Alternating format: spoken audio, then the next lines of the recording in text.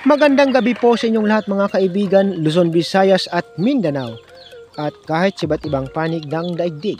Welcome back to my channel, Katutubo TV Vlog. So nandito na po tayo mga kaibigan sa ating munting manukan sa tabi ng gubat. Ayan. Nagpatuka na po tayo mga kaibigan, hindi ko na po na i-cover mula umpisa. Dahil paspas na po tayo dahil maggagabi na. Ang oras mga kaibigan ay alas 6:11. 6:11 na po ng gabi. Gabi na po ito mga kaibigan, hindi na po ito hapon. Ayan.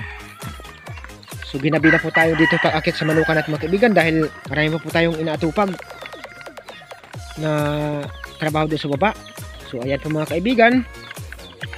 Ito lang po ang aking maipapakita sa inyo ngayong araw na ito.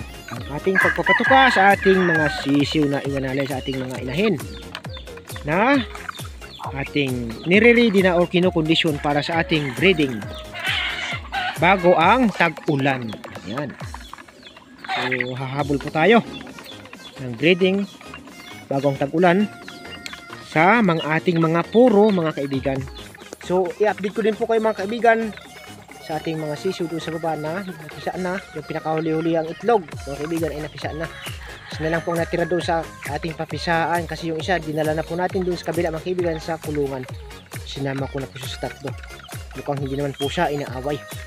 So hindi po natin sila doon pag lagyan ng ng boundary. So pagsamahin na lang po natin sila doon mga kaibigan. Ayan. I-update ko din po kayo mamaya doon mga kaibigan sa ating sisiw sa baba. Maraming salamat po sa inyo lahat mga kaibigan.